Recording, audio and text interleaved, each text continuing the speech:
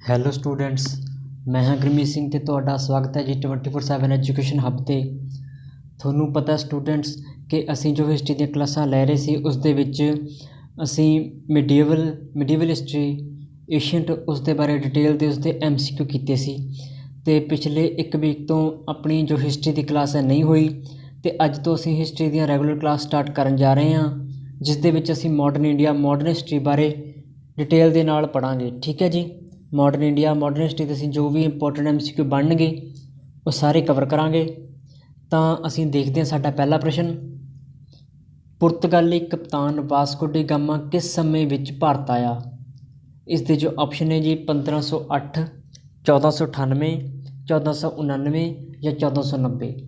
ਅਤੇ ਇਸ ਦਾ ਜੋ ਰਾਈਟ ਆਨਸਰ ਹੈ ਉਹ ਹੈ ਜੀ ਆਪਸ਼ਨ ਨੰਬਰ 2, 1498। ਠੀਕ ਹੈ ਜੀ। ਪੁਰਤਗਾਲੀ ਕਪਤਾਨ ਵਾਸਕੋ ਡੀ ਗਾਮਾ 1498 ਵਿੱਚ ਭਾਰਤ ਆਏ। ਠੀਕ ਹੈ ਜੀ। ਕਿਸ ਰਸਤੇ ਤੋਂ ਆਏ? ਸਮੁੰਦਰੀ ਰਸਤੇ ਤੋਂ। ਅਤੇ ਕਿੱਥੇ ਆਏ? ਕਾਲੀਕਟ। ਆਪਾਂ ਯਾਦ ਰੱਖਣਾ ਕਿੱਥੇ ਆਏ? ਕਾਲੀਕਟ, ਕੇਰਲਾ। ਕਾਲੀਕਟ ਕਿੱਥੇ ਹੈ ਜੀ? ਕੇਰਲਾ ਦੇ ਵਿੱਚ। ਅਤੇ ਉਸ ਸਮੇਂ ਜੋ ਕੇਰਲਾ ਕਾਲੀਕਟ ਦਾ ਰਾਜਾ ਸੀ ਉਹ ਸੀ ਜਮੋਰਿਨ। ਕਿਸ ਦੇ ਕਾਰਜਕਾਲ ਦੌਰਾਨ ਵਿੱਚ ਆਏ? ਕਿਸ ਦੇ ਰਾਜ ਵਿੱਚ? ਜਮੋਰਿਨ ਦੇ ਰਾਜ। ਠੀਕ ਹੈ ਜੀ। ਅਤੇ ਕੇਰਲਾ ਇਸ ਦੀ ਜੋ ਕੈਪੀਟਲ ਹੈ, ਇਸ ਦੀ ਰਾਜਧਾਨੀ ਹੈ ਤਿਰੂਵਨੰਤਪੁਰਮ ਹੈ। ਠੀਕ ਹੈ ਜੀ, ਤਿਰੂਵਨੰਤਪੁਰਮ।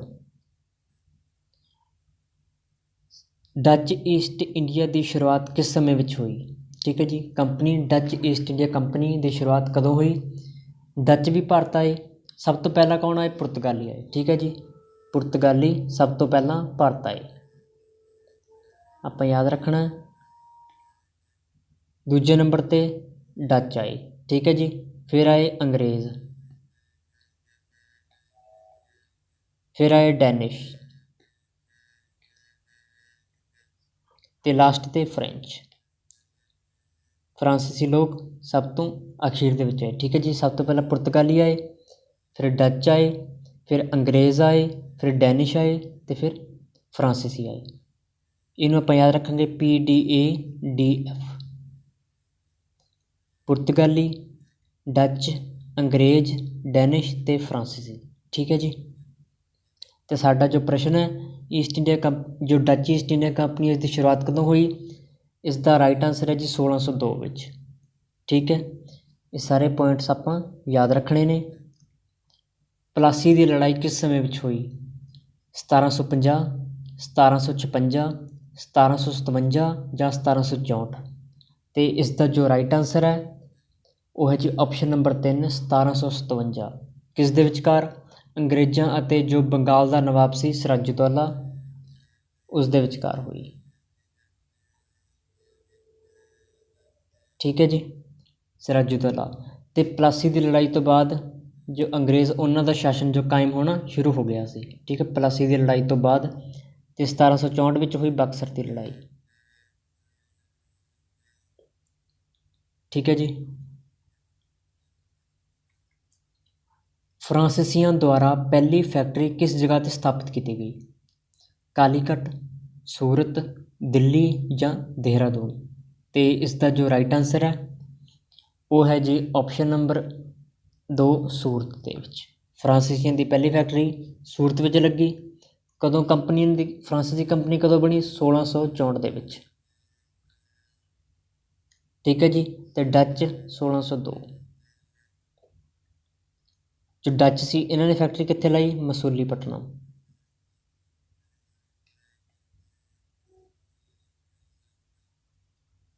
ਡੱਚ ਉਹਨਾਂ ਦੀ ਫੈਕਟਰੀ ਲੱਗੀ ਮਸੂਲੀਪਟਨਮ ਦੇ ਵਿੱਚ। ਠੀਕ ਹੈ ਜੀ।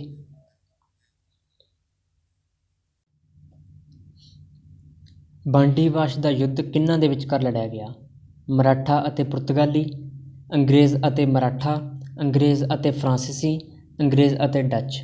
ਅਤੇ ਇਸ ਦਾ ਜੋ ਸਾਡੇ ਕੋਲ ਰਾਈਟ ਆਨਸਰ ਹੈ ਉਹ ਹੈ ਜੀ ਆਪਸ਼ਨ ਨੰਬਰ 3, ਅੰਗਰੇਜ਼ ਅਤੇ ਫਰਾਂਸੀਸੀ। ਇਹਨਾਂ ਦੇ ਵਿਚਕਾਰ ਜੋ ਬਾਂਡੀਵਾਸ਼ ਦਾ ਯੁੱਧ ਲੜਿਆ ਗਿਆ।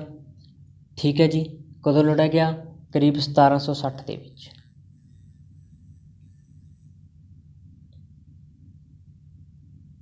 ਇਸ ਤੋਂ ਬਾਅਦ ਕੀ ਸੀ?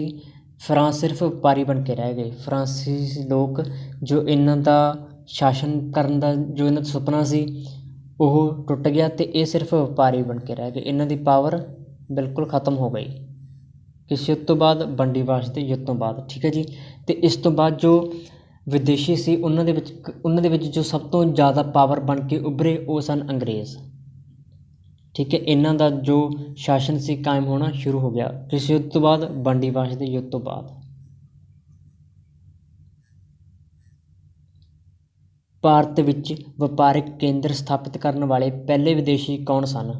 ਅੰਗਰੇਜ਼, ਡੱਚ, ਫਰਾਂਸੀਸੀ ਜਾਂ ਪੁਰਤਗਾਲੀ। ਅਤੇ ਇਸ ਦਾ ਜੋ ਰਾਈਟ ਆਨਸਰ ਹੈ ਉਹ ਹੈ ਜੀ ਆਪਸ਼ਨ ਨੰਬਰ 4 ਪੁਰਤਗਾਲੀ। ਠੀਕ ਹੈ, ਪੁਰਤਗਾਲੀ ਕਿਹੜੇ ਸਨ? ਜੋ ਭਾਰਤ ਵਿੱਚ ਵਪਾਰਕ ਕੇਂਦਰ ਸਥਾਪਿਤ ਕਰਨ ਸਭ ਤੋਂ ਪਹਿਲੇ ਵਿਦੇਸ਼ੀ ਸਨ। ਅਤੇ ਸਭ ਤੋਂ ਪਹਿਲਾਂ ਭਾਰਤ ਕੌਣ ਆਏ? ਪੁਰਤਗਾਲੀ ਆਏ। ਦੂਜੇ ਨੰਬਰ 'ਤੇ ਡੱਚ ਆਏ, ਫਿਰ ਆਏ ਅੰਗਰੇਜ਼, ਫਿਰ ਆਏ ਡੈਨਿਸ਼ ਅਤੇ ਫਿਰ ਆਏ ਫਰਾਂਸੀਸੀ। ਠੀਕ ਹੈ ਜੀ, ਫਰਾਂਸੀਸੀ ਸਭ ਤੋਂ ਅਖੀਰ ਦੇ ਵਿੱਚ ਆਏ। ਸਭ ਤੋਂ ਪਹਿਲਾਂ ਪੁਰਤਗਾਲੀ ਆਏ ਅਤੇ ਸਭ ਤੋਂ ਆਖਰ ਦੇ ਵਿੱਚ ਭਾਰਤ ਵਿੱਚੋਂ ਕੌਣ ਗਿਆ? ਪੁਰਤਗਾਲੀ ਹੀ ਗਏ। ਸਭ ਤੋਂ ਪਹਿਲਾਂ ਆਏ ਅਤੇ ਸਭ ਤੋਂ ਆਖਿਰ ਵਿੱਚ ਗਏ। ਠੀਕ ਹੈ ਜੀ, ਕੌਣ? ਪੁਰਤਗਾਲੀ। ਠੀਕ ਹੈ, ਇਹ ਆਪਾਂ ਸਾਰੇ ਪੁਆਇੰਟ ਯਾਦ ਰੱਖਣੇ ਨੇ।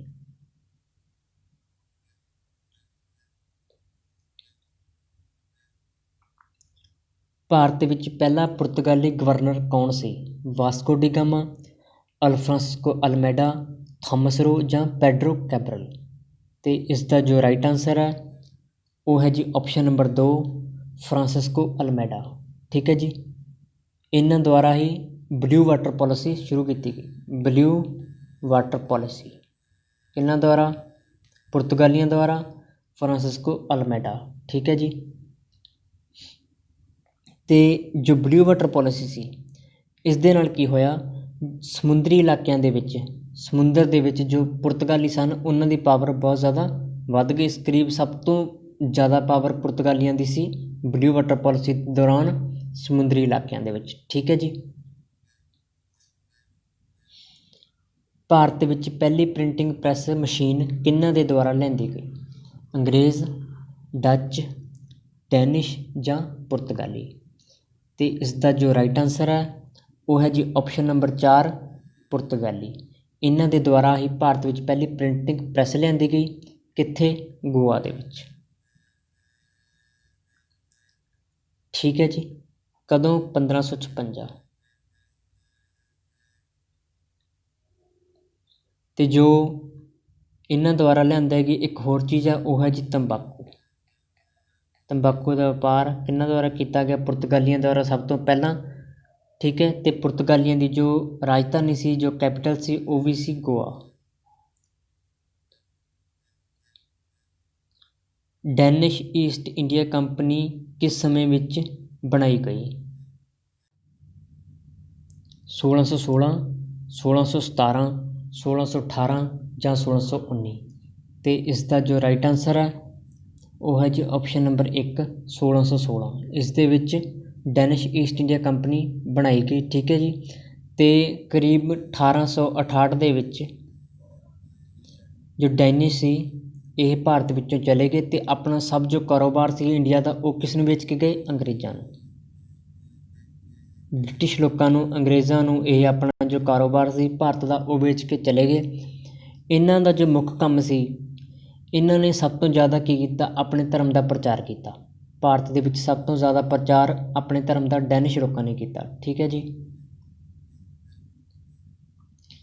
ਡੱਚ ਲੋਕ ਕਿੱਥੋਂ ਦੇ ਨਿਵਾਸੀ ਸਨ? ਜਰਮਨ, ਨੀਦਰਲੈਂਡ, ਪੁਰਤਗਾਲ ਜਾਂ ਇੰਗਲੈਂਡ। ਅਤੇ ਇਸ ਦਾ ਜੋ ਰਾਈਟ ਆਨਸਰ ਹੈ ਉਹ ਹੈ ਜੀ option number 2 Netherland. Dutch Netherland ਦੇ ਲੋਕ ਸਨ ਅਤੇ ਇਹ ਕੰਪਨੀ ਬਣੀ 1602 ਦੇ ਵਿੱਚ।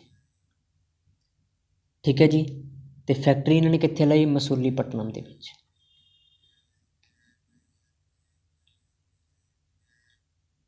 ਠੀਕ ਹੈ, ਅਤੇ ਪੁਰਤਗਾਲੀਆਂ ਨੇ ਫੈਕਟਰੀ ਕਿੱਥੇ ਲਾਈ? ਕਾਲੀਕਟ ਦੇ ਵਿੱਚ। ਅੰਗਰੇਜ਼ਾਂ ਨੇ ਸੂਰਤ ਦੇ ਵਿੱਚ। ਠੀਕ ਹੈ ਜੀ, ਅੰਗਰੇਜ਼ਾਂ ਨੇ ਫੈਕਟਰੀ ਕਿੱਥੇ ਲਾਈ? ਸੂਰਤ ਦੇ ਵਿੱਚ। ਪੁਰਤਗਾਲੀਆਂ ਨੇ ਕਾਲੀਕਟ ਦੇ ਵਿੱਚ ਲਾਈ। ਠੀਕ ਹੈ ਜੀ, ਅਤੇ ਜੋ ਨੀਦਰਲੈਂਡ ਦੇ ਨਿਵਾਸੀ ਡੱਚ ਲੋਕ ਸਨ ਇਹਨਾਂ ਨੇ ਮਸੂਲੀਪਟਨਮ ਦੇ ਵਿੱਚ ਲਾਈ। ਸੇਂਟ ਜਾਰਜ ਕਿਲ੍ਹਾ ਕਿਸ ਦੇ ਵਿਦੇਸ਼ੀ ਕੰਪਨੀ ਦੇ ਦੁਆਰਾ ਬਣਾਇਆ ਗਿਆ? ਠੀਕ ਹੈ ਜੀ, किस विदेशी कंपनी के द्वारा सेंट जॉर्ज किला बनवाया गया? अंग्रेज़ों द्वारा, पुर्तगालियों द्वारा, डच द्वारा ਜਾਂ ਡੈਨਿਸ਼ द्वारा। ठीक है जी, ये जो पहला किला बनया विदेशी किन्हां द्वारा बनाया गया? अंग्रेज़ों के द्वारा बनाया गया। ठीक है, ਆਪਾਂ ਸਾਰੇ पॉइंट याद रखने ने। ठीक है जी, कदों बनाया गया? 1639 ਦੇ ਵਿੱਚ। कित्थे बनाया गया? मद्रास, चेन्नई ਦੇ ਵਿੱਚ। ठीक है जी, मद्रास जिसका अजकल नाम है चेन्नई, जो कि तमिलनाडु की कैपिटल है। ठीक है जी, तमिलनाडु की कैपिटल चेन्नई है। ਭਾਰਤ ਵਿੱਚ ਈਸਟ ਇੰਡੀਆ ਕੰਪਨੀ ਦਾ ਪਹਿਲਾ ਗਵਰਨਰ ਜਨਰਲ ਕੌਣ ਸੀ? ਠੀਕ ਹੈ ਜੀ, ਰਾਬਰਟ ਕਲਾਈਵ, ਸਰ ਜੌਨ ਸ਼ੋਰ, ਵਾਰਨ ਹੇਸਟਿੰਗ ਜਾਂ ਥੋਮਸ रो। ਤੇ ਇਸ ਦਾ ਜੋ ਰਾਈਟ ਆਨਸਰ ਹੈ ਉਹ ਹੈ ਜੀ ਆਪਸ਼ਨ ਨੰਬਰ 3, ਵਾਰਨ ਹੇਸਟਿੰਗ। ਠੀਕ ਹੈ ਜੀ, ਭਾਰਤ ਵਿੱਚ ਈਸਟ ਇੰਡੀਆ ਕੰਪਨੀ ਦਾ ਪਹਿਲਾ ਜੋ ਗਵਰਨਰ ਜਨਰਲ ਸੀ ਉਹ ਸੀ ਵਾਰਨ ਹੇਸਟਿੰਗ। ਠੀਕ ਹੈ, ਤੇ ਇਸ ਦੇ ਕਾਰਜਕਾਲ ਦੌਰਾਨ ਹੀ ਰੈਗੂਲੇਟਿੰਗ ਐਕਟ ਆਇਆ 1773। 1773 ਦਾ ਜੋ ਰੈਗੂਲੇਟਿੰਗ ਐਕਟ ਸੀ ਕਿਸ ਦੇ ਕਾਰਜਕਾਲ ਦੌਰਾਨ ਆਇਆ? ਵਾਰਨ ਹੇਸਟਿੰਗ ਦੇ ਦੌਰਾਨ। ਠੀਕ ਹੈ ਜੀ, ਤੇ ਪਿਟਸ ਇੰਡੀਆ ਐਕਟ ਕਦੋਂ ਆਇਆ? 1784 ਦੇ ਵਿੱਚ। Regulating act, Pits act. ਠੀਕ ਹੈ ਜੀ, ਪਿਟਸ ਐਕਟ 1784, ਰੈਗੂਲੇਟਿੰਗ ਐਕਟ 1773। ਠੀਕ ਹੈ ਜੀ, ਭਗਵਤ ਗੀਤਾ ਦਾ ਅੰਗਰੇਜ਼ੀ ਵਿੱਚ ਅਨੁਵਾਦ ਕਿਸ ਦੇ ਦੁਆਰਾ ਕੀਤਾ ਗਿਆ? ਸਟੀਫਨ ਹੌਕਿੰਸ, ਰਾਬਰਟ ਕਲਾਈਵ, ਚਾਰਲਸ ਵਿਲਕਨ ਜਾਂ ਸਰ ਜੌਨ ਮੈਕ। ਠੀਕ ਹੈ ਜੀ, ਭਗਵਤ ਗੀਤਾ ਦਾ ਜੋ ਅੰਗਰੇਜ਼ੀ ਵਿੱਚ ਅਨੁਵਾਦ ਕੀਤਾ ਗਿਆ ਕਿਹਨਾਂ ਦੁਆਰਾ? ਚਾਰਲਸ ਵਿਲਕਨ ਦੁਆਰਾ। ਠੀਕ ਹੈ ਜੀ, ਚਾਰਲਸ ਵਿਲਕਨ ਦੁਆਰਾ ਭਗਵਤ ਗੀਤਾ ਦਾ ਜੋ ਸੰਸਕ੍ਰਿਤ ਵਿੱਚ ਲਿਖੀ ਗਈ ਸੀ ਉਸ ਦਾ ਅੰਗਰੇਜ਼ੀ ਵਿੱਚ ਅਨੁਵਾਦ ਕੀਤਾ ਗਿਆ। ਠੀਕ ਹੈ ਜੀ, ਭਾਰਤੀ ਸਿਵਲ ਸਰਵਿਸ ਦਾ ਪਿਤਾਮਾ ਕਿਸ ਨੂੰ ਕਿਹਾ ਜਾਂਦਾ ਹੈ? ਭਾਰਤੀ civil service IAS, IPS, IRS ਇਹ ਜੋ ਸੇਵਾਵਾਂ ਨੇ ਇਹਨਾਂ ਦਾ ਪਿਤਾਮਾ ਕਿਸ ਦੇ ਦੁਆਰਾ ਸ਼ੁਰੂ ਕੀਤੀਆਂ ਗਈਆਂ? ਵਾਰਨ ਹੇਸਟਿੰਗ ਦੁਆਰਾ, ਲਾਰਡ ਕਾਰਨਵਾਲਿਸ ਦੁਆਰਾ, ਲਾਰਡ ਮਿੰਟੋ ਦੁਆਰਾ ਜਾਂ ਲਾਰਡ ਵੈਲਜ਼ਲੀ ਦੁਆਰਾ। ਤੇ ਇਸ ਦਾ ਜੋ ਰਾਈਟ ਆਨਸਰ ਹੈ ਉਹ ਹੈ ਜੀ ਆਪਸ਼ਨ ਨੰਬਰ 2, ਲਾਰਡ ਕਾਰਨਵਾਲਿਸ ਦੁਆਰਾ। ਠੀਕ ਹੈ ਜੀ, ਤੇ ਲਾਰਡ ਕਾਰਨਵਾਲਿਸ ਦੁਆਰਾ ਹੀ ਪਰਮਾਨੈਂਟ ਐਕਟ ਲੈ ਕੇ ਆਂਦਾ ਗਿਆ, permanent settlement act. Permanent settlement act of Bengal. ठीक है जी, परमानेंट सैटलमेंट ऑफ बंगाल। ठीक है जी, ये एक्ट किन्ना द्वारा लिया गया? लॉर्ड कॉर्नवालिस द्वारा। इन्हां दा जो कार्यकाल है वो सी 1886-93। ठीक है जी, महाराजा रणजीत सिंह द्वारा ਅੰਮ੍ਰਿਤਸਰ ਦੀ ਸੰਧੀ ਕਿਸ ਸਮੇਂ ਵਿੱਚ ਕੀਤੀ ਗਈ? 1805, 1809, 1890 ਜਾਂ 1807। ਤੇ ਇਸ ਦਾ ਜੋ ਰਾਈਟ ਆਨਸਰ ਹੈ ਉਹ ਹੈ ਜੀ ਆਪਸ਼ਨ ਨੰਬਰ 2, 1809। 1809 ਵਿੱਚ ਅੰਮ੍ਰਿਤਸਰ ਦੀ ਸੰਧੀ ਕੀਤੀ ਗਈ। ਉਸ ਸਮੇਂ ਜੋ ਗਵਰਨਰ ਜਨਰਲ ਸੀ ਉਹ ਸੀ ਲਾਰਡ ਮਿੰਟੋ।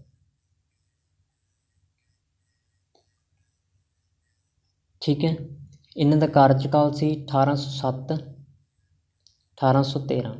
ਆਪਾਂ ਯਾਦ ਰੱਖਣਾ ਇਹਨਾਂ ਦਾ ਕਾਰਜਕਾਲ 7 ਤੋਂ 13 ਤੱਕ ਤੇ ਸੰਧੀ ਹੋਈ 1809। ਠੀਕ ਹੈ ਜੀ, ਇਸ ਤਰ੍ਹਾਂ ਇਹ ਸੰਧੀ ਕਿਸ ਦੇ ਕਾਰਜਕਾਲ ਵਿੱਚ ਹੋਈ? ਲਾਰਡ ਮਿੰਟੋ ਦੇ। ਤੇ ਕਿਸ ਦੇ ਨਾਲ ਹੋਈ? ਮੈਟਕਲਫ ਨਾਲ। ਕਿਸ ਦੇ ਨਾਲ ਹੋਈ? ਮੈਟਕਲਫ।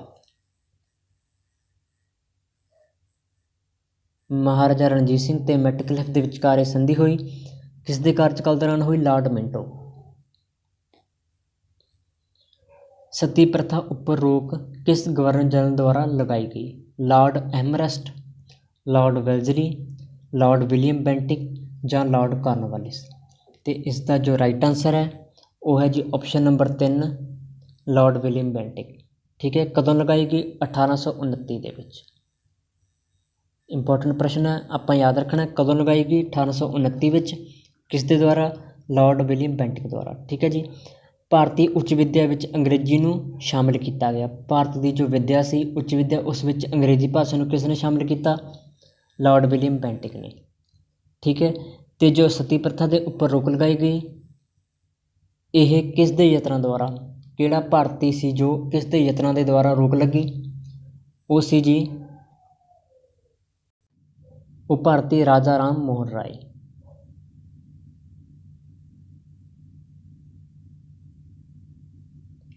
ਰਾਜਾ ਰਾਮ ਮੋਹਨ ਰਾਏ ਦੇ ਯਤਨਾਂ ਦੇ ਦੁਆਰਾ ਸਤੀ ਪ੍ਰਥਾ ਉੱਪਰ ਰੋਕ ਲਗਾਈ ਕਿਸਨੇ? ਲਾਰਡ ਵਿਲੀਅਮ ਬੈਂਟਿਕ ਨੇ। ਠੀਕ ਹੈ।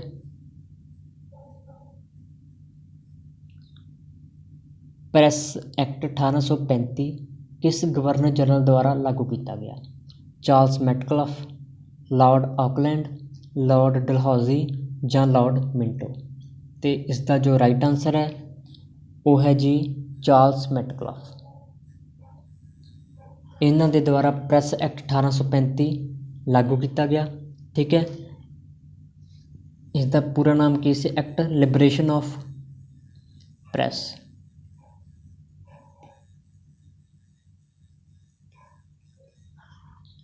ਠੀਕ ਹੈ ਜੀ।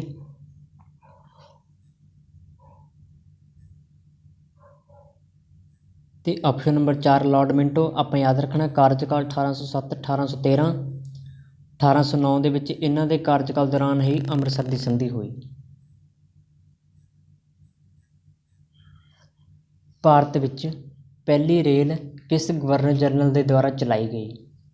ਲਾਰਡ ਵੈਲਜ਼ਲੀ ਦੁਆਰਾ, ਲਾਰਡ ਹਾਰਡਿਨੇਸ ਦੁਆਰਾ, ਲਾਰਡ ਡਲਹੌਜ਼ੀ ਦੁਆਰਾ ਜਾਂ ਲਾਰਡ ਵਿਲੀਅਮ ਬੈਂਟਿਕ ਦੁਆਰਾ।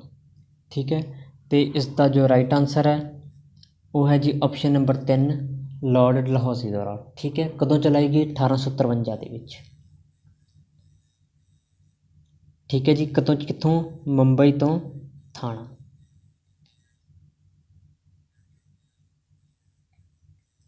ਮੁੰਬਈ ਤੋਂ ਥਾਣਾ ਤੱਕ ਪਹਿਲੀ ਰੇਲ ਚੱਲੀ 1853 ਦੇ ਵਿੱਚ ਚੱਲੀ। ਠੀਕ ਹੈ ਜੀ। ਤੇ ਟੈਲੀਗ੍ਰਾਫ ਵੀ ਇਹਨਾਂ ਦੁਆਰਾ ਸ਼ੁਰੂ ਕੀਤਾ ਗਿਆ। ਟੈਲੀਗ੍ਰਾਫ ਸ਼ੁਰੂ ਕੀਤਾ ਗਿਆ ਲਾਰਡ ਡਲਹੌਜ਼ੀ ਦੇ ਦੁਆਰਾ। ਠੀਕ ਹੈ। ਉਹ ਵੀ 1853 ਦੇ ਵਿੱਚ।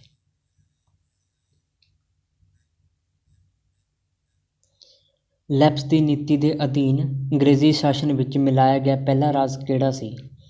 ਜੈਤਪੁਰ, ਸੰਬਲਪੁਰ, ਝਾਂਸੀ ਜਾਂ ਸਤਾਰਾ। ਇਸ ਦਾ ਜੋ ਆਨਸਰ ਹੈ ਜੀ ਉਹ ਹੈ ਆਪਸ਼ਨ ਨੰਬਰ 4 17। ਸਭ ਤੋਂ ਪਹਿਲਾਂ ਇਸ ਜੋ ਲੈਪਸ ਨੀਤੀ ਦੇ ਅਧੀਨ ਭਾਰਤ ਦਾ ਜੋ ਰਾਜ ਸੀ ਉਹ ਲਿਆ ਗਿਆ।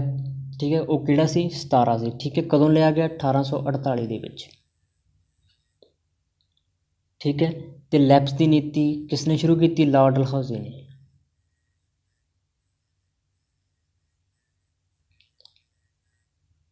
ਠੀਕ ਹੈ ਜੀ।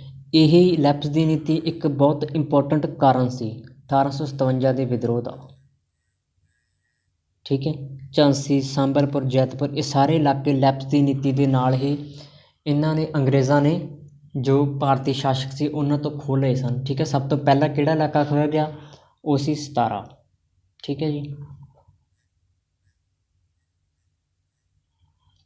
ਨਵਾਂ ਪੋਸਟ ਆਫਿਸ ਐਕਟ ਕਿਸ ਸਮੇਂ ਵਿੱਚ ਪਾਸ ਕੀਤਾ ਗਿਆ?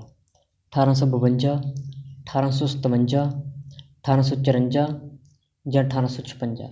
ਤੇ ਇਸ ਦਾ ਜੋ ਰਾਈਟ ਆਨਸਰ ਹੈ ਉਹ ਹੈ ਜੀ ਆਪਸ਼ਨ ਨੰਬਰ 3 1854। ਇਸ ਦੇ ਵਿੱਚ ਨਵਾਂ ਪੋਸਟ ਆਫਿਸ ਐਕਟ ਲਾਗੂ ਕੀਤਾ ਗਿਆ। ਕਿਸ ਨੇ ਲਾਗੂ ਕੀਤਾ? ਲਾਰਡ ਡਲਹੌਜ਼ੀ ਨੇ ਲਾਗੂ ਕੀਤਾ। ਆਪਾਂ ਯਾਦ ਰੱਖਣਾ ਕਿ 1854 ਕਿਸ ਦਾ ਕਾਰਜਕਾਲ ਹੈ? ਲਾਰਡ ਡਲਹੌਜ਼ੀ ਦਾ। ਠੀਕ ਹੈ ਜੀ। 1853 ਦੇ ਵਿੱਚ ਟੈਲੀਗ੍ਰਾਫ ਚੱਲਿਆ ਤੇ ਟੈਲੀਗ੍ਰਾਫ ਟੈਲੀਗ੍ਰਾਫ ਸੇਵਾ ਸ਼ੁਰੂ ਹੋਈ ਤੇ ਟ੍ਰੇਨ ਸੇਵਾ ਸ਼ੁਰੂ ਹੋਈ। ਠੀਕ ਹੈ ਜੀ। 1853 ਦੇ ਵਿੱਚ। ਤੇ PWD department, public works department ਕਿਸ ਦੇ ਕਾਰਜਕਾਲ ਦੌਰਾਨ ਸ਼ੁਰੂ ਹੋਇਆ? ਲਾਰਡ ਡਲਹੌਜ਼ੀ ਦੇ। ਦੂਜਾ ਐਂਗਲੋ ਸਿੱਖ ਯੁੱਧ ਕਿਸ ਗਵਰਨਰ ਜਨਰਲ ਦੇ ਕਾਰਜਕਾਲ ਦੌਰਾਨ ਹੋਇਆ? Lord Minto, Lord Cornwallis, Lord Dalhousie ਜਾਂ ਲਾਰਡ ਆਕਲੈਂਡ। ਤੇ ਇਸ ਦਾ ਜੋ ਰਾਈਟ ਆਨਸਰ ਹੈ ਉਹ ਹੈ ਜੀ ਆਪਸ਼ਨ ਨੰਬਰ 3 ਲਾਰਡ ਡਲਹੌਜ਼ੀ। ਦੂਸਰਾ ਐਂਗਲੋ ਸਿੱਖ ਯੁੱਧ ਕਿਸ ਸਮੇਂ ਹੋਇਆ? ਲਾਰਡ ਡਲਹੌਜ਼ੀ ਦੇ ਸਮੇਂ ਹੋਇਆ। ਇਹਨਾਂ ਦਾ ਜੋ ਕਾਰਜਕਾਲ 1848 ਤੋਂ 56। ਠੀਕ ਹੈ ਜੀ। 1848 ਤੋਂ 1856 ਹੈ। ਠੀਕ ਹੈ। ਯੁੱਧ ਹੋਇਆ 1848 ਦੇ ਵਿੱਚ। ਜੋ ਪਹਿਲਾ ਯੁੱਧ ਹੋਇਆ 1845 ਦੇ ਵਿੱਚ ਹੋਇਆ। ਪਹਿਲਾ 1845, ਦੂਸਰਾ 1848। ਠੀਕ ਹੈ ਜੀ।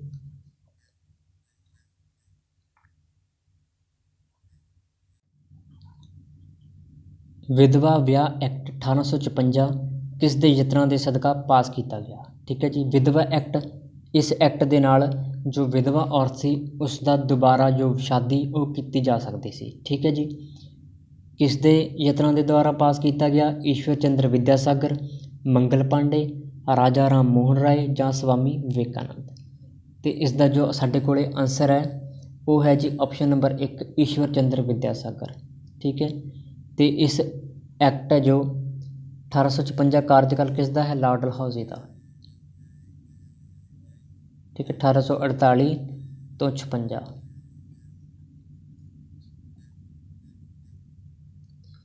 ਤੇ ਇੱਕ ਗੱਲ ਆਪਾਂ ਯਾਦ ਰੱਖਣੀ ਹੈ, ਠੀਕ ਹੈ, ਸਤੀ ਪ੍ਰਥਾ ਤੇ ਰੋਕ ਰਾਜਾ ਰਾਮ ਮੋਹਨ ਰਾਏ ਦੇ ਯਤਨਾਂ ਦੇ ਦੁਆਰਾ ਲੱਗੀ। ਵਿਧਵਾ ਵਿਆਹ ਐਕਟ ਈਸ਼ਵਰ ਚੰਦਰ ਵਿਦਿਆਸਾਗਰ। ਕਿਸ ਮੁਗਲ ਸ਼ਾਸਕ ਦੇ ਸਮੇਂ ਅੰਗਰੇਜ਼ਾਂ ਦੁਆਰਾ ਭਾਰਤ ਵਿੱਚ ਆਪਣੀ ਪਹਿਲੀ ਫੈਕਟਰੀ ਸਥਾਪਿਤ ਕੀਤੀ ਗਈ। ਸ਼ਾਹਜਹਾਂ, ਫਰਖੁਸ਼ੀਅਰ, ਜਹਾਂਗੀਰ ਜਾਂ ਬਹਾਦਰ ਸ਼ਾਹ 2। ਤੇ ਇਸ ਦਾ ਜੋ ਰਾਈਟ ਆਨਸਰ ਹੈ ਉਹ ਹੈ ਜੀ ਆਪਸ਼ਨ ਨੰਬਰ 3 ਜਹਾਂਗੀਰ। ਠੀਕ ਹੈ, ਜਹਾਂਗੀਰ ਦੇ ਦਰਬਾਰ ਵਿੱਚ ਹੀ 1608 ਦੇ ਵਿੱਚ ਕੈਪਟਨ ਹੌਕਿੰਸ ਆਏ। ਠੀਕ ਹੈ ਜੀ, ਅੰਗਰੇਜ਼ਾਂ ਦੇ ਕੈਪਟਨ ਹੌਕਿੰਸ ਜਹਾਂਗੀਰ ਦੇ ਦਰਬਾਰ ਵਿੱਚ ਆਏ ਤੇ 1615 ਦੇ ਵਿੱਚ ਥਾਮਸ ਰੋ ਇਹ ਆਏ। ਠੀਕ ਹੈ ਜੀ, ਜਹਾਂਗੀਰ ਦੇ ਦਰਬਾਰ ਵਿੱਚ। ਪਹਿਲੀ ਫੈਕਟਰੀ ਅੰਗਰੇਜ਼ਾਂ ਨੇ ਕਿੱਥੇ ਲਗਾਈ, ਸੂਰਤ ਦੇ ਵਿੱਚ ਲਗਾਈ।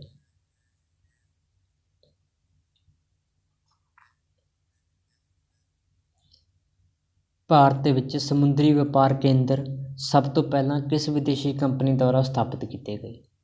ਡੱਚ, ਅੰਗਰੇਜ਼, ਪੁਰਤਗਾਲੀ ਜਾਂ ਫਰਾਂਸੀਸੀ। ਤੇ ਇਸ ਦਾ ਜੋ ਰਾਈਟ ਆਨਸਰ ਹੈ ਉਹ ਹੈ ਜੀ ਆਪਸ਼ਨ ਨੰਬਰ 3 ਪੁਰਤਗਾਲੀ। ਠੀਕ ਹੈ, ਸਭ ਤੋਂ ਪਹਿਲਾਂ ਭਾਰਤ ਆਏ ਤੇ ਸਭ ਤੋਂ ਬਾਅਦ ਵਿੱਚ ਗਏ। ਠੀਕ ਹੈ ਜੀ, ਸਭ ਤੋਂ ਪਹਿਲਾਂ ਆਏ ਤੇ ਸਭ ਤੋਂ ਬਾਅਦ ਵਿੱਚ ਗਏ ਪੁਰਤਗਾਲੀ। ਤੇ ਸਭ ਤੋਂ ਬਾਅਦ ਵਿੱਚ ਜੋ ਭਾਰਤ ਵਿੱਚ ਆਏ, ਠੀਕ ਹੈ ਜੀ, ਸਾਰੇ ਵਿਦੇਸ਼ਾਂ 'ਚ ਸਭ ਤੋਂ ਬਾਅਦ 'ਚ ਆਏ ਫਰਾਂਸੀਸੀ। ਸਾਰੇ ਵਿਦੇਸ਼ੀਆਂ ਵਿੱਚ ਸਭ ਤੋਂ ਬਾਅਦ ਵਿੱਚ ਆਏ ਇਹ। ਹੁਗਲੀ ਬੰਗਾਲ ਵਿੱਚ ਪਹਿਲੀ ਫੈਕਟਰੀ ਲਗਾਉਣ ਦੀ ਇਜਾਜ਼ਤ ਅੰਗਰੇਜ਼ਾਂ ਨੂੰ ਕਿਸ ਦੇ ਦੁਆਰਾ ਦਿੱਤੀ ਗਈ। ਸ਼ਾਹ ਸੁਜਾ, ਜਹਾਂਗੀਰ, ਅਲੀਵਰਦੀ ਖਾਨ ਜਾਂ ਮੁਰਸ਼ਿਦ ਖਾਨ।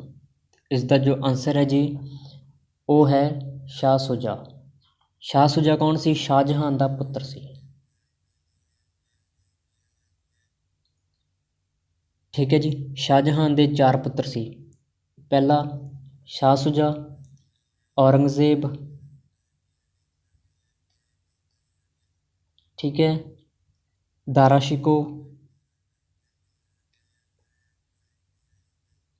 ਠੀਕ ਹੈ ਜੀ, ਤੇ ਮੁਰਾਦ ਬਖਸ਼।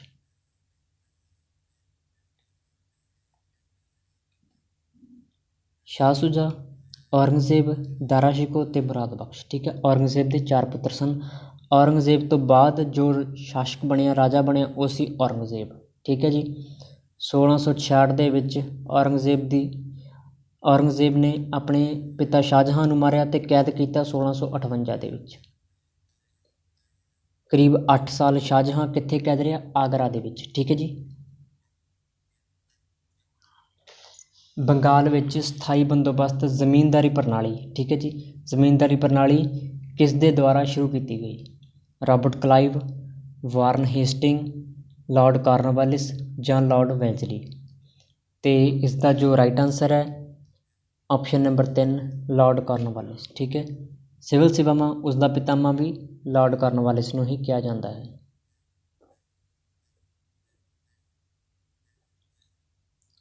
ਕਾਲ ਕੋਠੜੀ ਦੀ ਘਟਨਾ ਕਿਸ ਸ਼ਹਿਰ ਦੇ ਵਿੱਚ ਹੋਈ। ਠੀਕ ਹੈ, ਕਾਲ ਕੋਠੜੀ ਦੀ ਘਟਨਾ ਕਿੱਥੇ ਹੋਈ, ਕਲਕੱਤਾ ਵਿੱਚ ਹੋਈ। ਠੀਕ ਹੈ ਜੀ, ਆਪਸ਼ਨ ਨੰਬਰ 3 ਕਲਕੱਤਾ। ਕਦੋਂ ਹੋਈ, 1756।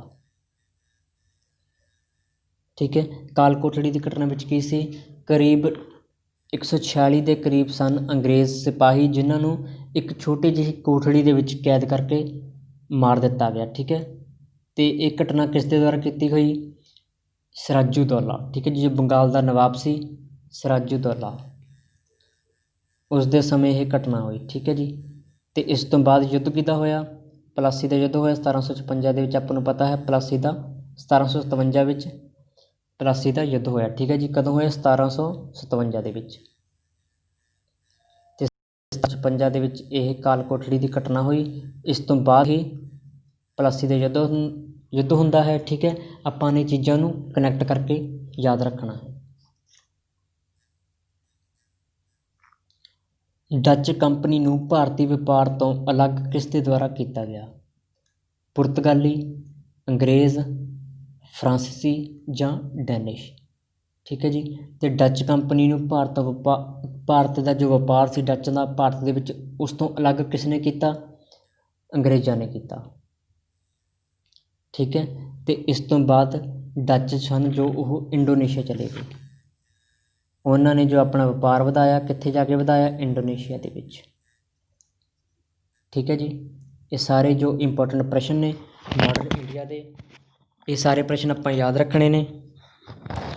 ਠੀਕ ਹੈ, ਤਾਂ ਆਪਾਂ ਨੈਕਸਟ ਕਲਾਸ ਦੇ ਵਿੱਚ ਜੋ ਮਾਡਰਨ ਇੰਡੀਆ ਦੇ ਅਗਲੇ ਮਾਡਰਨ ਹਿਸਟਰੀ ਦੇ ਇੰਪੋਰਟੈਂਟ MCQ ਬਣਦੇ ਨੇ ਸਾਰੇ ਕਵਰ ਕਰਾਂਗੇ। ਠੀਕ ਹੈ ਜੀ। ਤੁਸੀਂ ਸਾਰੀਆਂ ਕਲਾਸਾਂ ਅਟੈਂਡ ਕਰਨੀਆਂ ਨੇ। ਤਾਂ ਸਟੂਡੈਂਟਸ ਆਪਾਂ ਨੈਕਸਟ ਕਲਾਸ ਦੇ ਵਿੱਚ ਮਿਲਦੇ ਹਾਂ। Good bye, take care.